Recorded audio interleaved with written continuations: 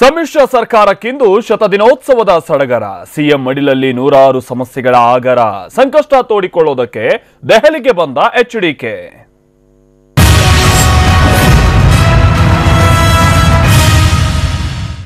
ರಾಜ್ಯದ ಸಮ್ಮಿಶ್ರ ಸರ್ಕಾರಕ್ಕೆ 100ರ ಸಂಭ್ರಮ. ಹೀಗಾಗಿನೇ ಇವತ್ತು ರಾಹುಲ್ ಗಾಂಧಿಯನ್ನ ಭೇಟಿಯಾಗ್ತಾ ಇದ್ದಾರೆ ಸಿಎಂ ಕುಮಾರಸ್ವಾಮಿ ಅವರು. ಹಾಗೆ ಇವತ್ತಿನ ವೇಳಾಪಟ್ಟಿಗೆ ಸಂಬಂಧಪಟ್ಟಂತೆ ಟಿವಿ9ಗೆ ಮಾಹಿತಿ ಲಭ್ಯ ಆಗ್ತಾ ಇದೆ. ಇವತ್ತು ಬೆಳಗ್ಗೆ 9:30ಕ್ಕೆ ರಾಹುಲ್ ಗಾಂಧಿಯವರನ್ನ ಅವರ ನಿವಾಸದಲ್ಲಿ ಭೇಟಿ ಮಾಡ್ತಾರೆ ಎಚ್ಡಿ ಕುಮಾರಸ್ವಾಮಿ ಅಂತೇಳಿ ಗೊತ್ತಾಗ್ತಾ ಇದೆ. ಮುಖ್ಯಮಂತ್ರಿ ಕುಮಾರಸ್ವಾಮಿ ಅವರು ನವದೆಹಲಿಯ ತುಘಲಕ್ ಲೇನ್ ನಲ್ಲಿರುವಂತಹ ರಾಹುಲ್ ಗಾಂಧಿಯವರ ನಿವಾಸಕ್ಕೆ ತೆರಳಿ ಸರಿಯಾಗಿ 9:30ರ ಸಂದರ್ಭದಲ್ಲಿ ಭೇಟಿಯಾಗ್ತಾರೆ ಅಂತೇಳಿ ಗೊತ್ತಾಗಿದೆ. ಸಮನ್ವಯ ಸಮಿತಿಯಲ್ಲಿ ಎರಡೂ ಪಕ್ಷಗಳ ಅಧ್ಯಕ್ಷರನ್ನ ಸದಸ್ಯರನ್ನಾಗಿ ಸೇರಿಸಿಕೊಳ್ಳುವ ಬಗ್ಗೆ ಚರ್ಚಿಸುವಂತ ಸಾಧ್ಯತೆ ಇದೆ. ಅಂದ್ರೆ ಈಗ ಅಲ್ಲಿ ಕೆಪಿಸಿಸಿ ಅಧ್ಯಕ್ಷರಾಗಿರುವಂತವರು ದಿನೇಶ್ ಗುಂಡೂರಾವ್, ಈ ಕಡೆ ಜೆಡಿಎಸ್ ನ ಅಧ್ಯಕ್ಷರಾಗಿರುವಂತವರು ಎಚ್ ವಿಶ್ವನಾಥ್, ಇವರಿಬ್ಬರನ್ನು ಕೂಡ ಸಮನ್ವಯ ಸಮಿತಿಯಲ್ಲಿ ಅನ್ನುವಂತ ವಿಚಾರಕ್ಕೆ ಸಂಬಂಧಪಟ್ಟಂತೆ ಚರ್ಚೆ ಆಗಬಹುದಂತ ಸಾಧ್ಯತೆ ಇದೆ. ಹಾಗೆ ಕಾಂಗ್ರೆಸ್ ನಾಯಕರ ಡ್ಯಾಮೇಜಿಂಗ್ ಹೇಳಿಕೆಗಳ ಬಗ್ಗೆನೂ ಕೂಡ ರಾಹುಲ್ ಗಾಂಧಿ ಅವರಿಗೆ ಇಲ್ಲಿ ದೂರನ್ನ ಕೊಡಬಹುದು ಕುಮಾರಸ್ವಾಮಿ ಅವರು ಅಂತ ಹೇಳಲಾಗ್ತಾ ಇದೆ. ರಾಹುಲ್ ಗಾಂಧಿ ಅವರಿಗೆ ಎಚ್ಡಿಕೆ ದೂರು ನೀಡಬಹುದಾ ಅಂತ ಸಾಧ್ಯತೆ ಇದೆ. ಹಾಗೆ ಲೋಕಸಭಾ ಚುನಾವಣಾ ಪೂರ್ವ ಮೈತ್ರಿ ಬಗ್ಗೆನೂ ಕೂಡ ಚರ್ಚೆ ನಡೆಸಬಹುದಾ ಅಂತ ಸಾಧ್ಯತೆ ಇದೆ. ಇದೆಲ್ಲದರ ಜೊತೆಗೇನೆ ಚುನಾವಣಾ ಪೂರ್ವ ಮೈತ್ರಿಯ ಸಾಧಕ ಬಾಧಕಗಳ ಬಗ್ಗೆ ಚರ್ಚೆ ಆಗುತ್ತೆ. ಹಾಗೆ ಈ 100 ದಿನದಲ್ಲಿ ಎದುರಾದಂತಹ ಸವಾಲು, ಸಮಸ್ಯೆಗಳು ಹೇಗೆ ಮುಂದೆ ಬರ್ತಾ ಇದೆ, ಇದೆಲ್ಲವನ್ನು ಕೂಡ ಕುಮಾರಸ್ವಾಮಿ ಅವರು ರಾಹುಲ್ ಗಾಂಧಿಯವರ ಬಳಿ ಚರ್ಚೆ ಮಾಡುವಂತ ಸಂದರ್ಭದಲ್ಲಿ ಪ್ರಸ್ತಾಪ ಮಾಡಬಹುದಾ ಅಂತ ಸಾಧ್ಯತೆ ಇದೆ.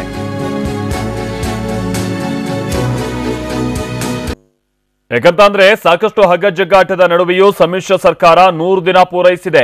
ಇದೇ ಸಂತಸದಲ್ಲಿ 10 ಹಲವು ಸಮಸ್ಯೆಗಳ ಮೂಟೆ ಹೊತ್ತು ಸಿಎಂ ದೆಹಲಿಗೆ ಹಾರಿದ್ದಾರೆ. ಅಲ್ಲಿ ಎಲ್ಲಾ ಪ್ರಾಬ್ಲಮ್ಸ್ ಗಳನ್ನ ಎಐಸಿಸಿ ಅಧ್ಯಕ್ಷರ ಮುಂದೆ ಇಡಲಿದ್ದು ಮುಂದಿನ ದಾರಿಯ ಬಗ್ಗೆ ಚರ್ಚೆ ನಡೆಸಲಿದ್ದಾರೆ. ಸಮ್ಮಿಶ್ರ ಸರ್ಕಾರಕ್ಕೆ 100 ದಿನ 100 ಪ್ರಾಬ್ಲಮ್. ದೆಹಲಿಯಲ್ಲಿಂದು ರಾಹುಲ್ ಜೊತೆ ಎಚ್ಡಿಕೆ ಮೀಟಿಂಗ್. ನಾನು ಹರದನಹಳ್ಳಿ ದೇವೇಗೌಡ ಕುಮಾರಸ್ವಾಮಿ ಎಂಬ ಹೆಸರಿನ ನಾನು ಕರ್ನಾಟಕ ರಾಜ್ಯದ ಮುಖ್ಯಮಂತ್ರಿಯಾಗಿ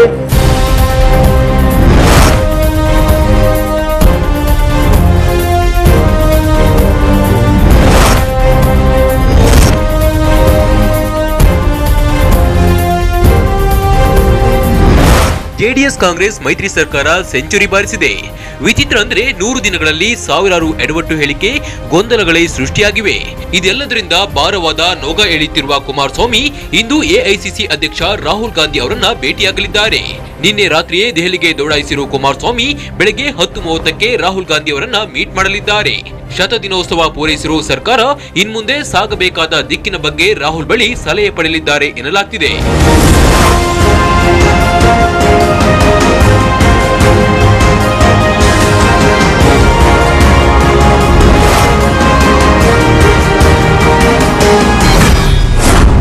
ನಾಯಕರ ದಿನಕ್ಕೊಂದು ಹೇಳಿಕೆ ಸರ್ಕಾರದ ಹಾದಿಗೆ ಅಡ್ಡಿ. ಸಮನ್ವಯ ಸಂಕಷ್ಟ ತೋಡಿಕೊಳ್ಳಲಿರುವ ಕುಮಾರಸ್ವಾಮಿ.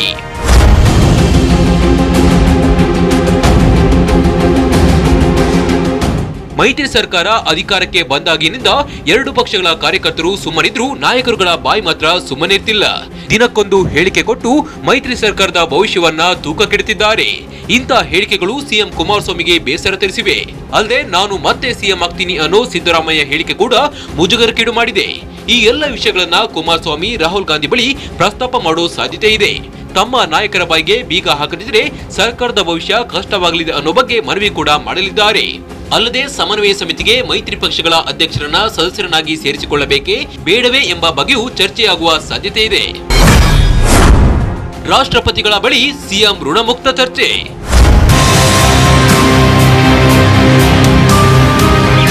ಎಐಸಿಸಿ ಅಧ್ಯಕ್ಷ ರಾಹುಲ್ ಗಾಂಧಿ ಭೇಟಿ ಬಳಿಕ ಸಿಎಂ ಕುಮಾರಸ್ವಾಮಿ ಮಧ್ಯಾಹ್ನ 1 ಗಂಟೆಗೆ ರಾಷ್ಟ್ರಪತಿ ರಾಮನಾಥ್ ಕೋವಿಂದ್ರನ್ನ ಭೇಟಿ ಮಾಡಲಿದ್ದಾರೆ.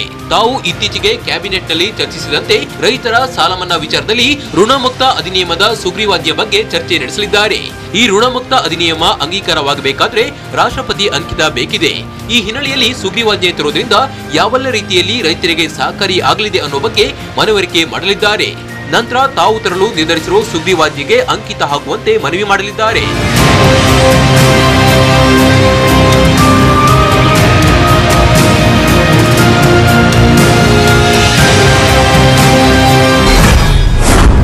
ಕೊಡಗಿನ ನೆರೆ ಪ್ರವಾಹಕ್ಕೆ ಗೃಹ ಸಚಿವರಿಗೆ ಮನವಿ.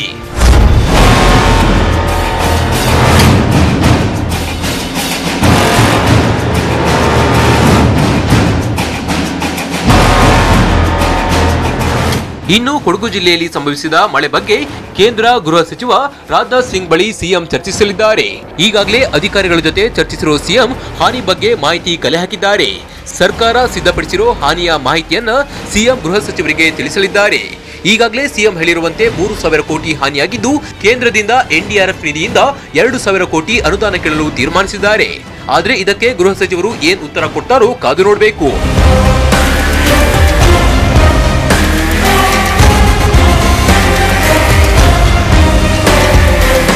ಒಟ್ನಲ್ಲಿ 100 ದಿನದ ಸಂಭ್ರಮದ ಜೊತೆಗೆ 106 ಸಮಸ್ಯೆಗಳನ್ನು ಹೊತ್ತು ಸಿಎಂ ಎಚ್ಡಿಕೆ ದೆಹಲಿಗೆ ಹೋಗಿದ್ದಾರೆ.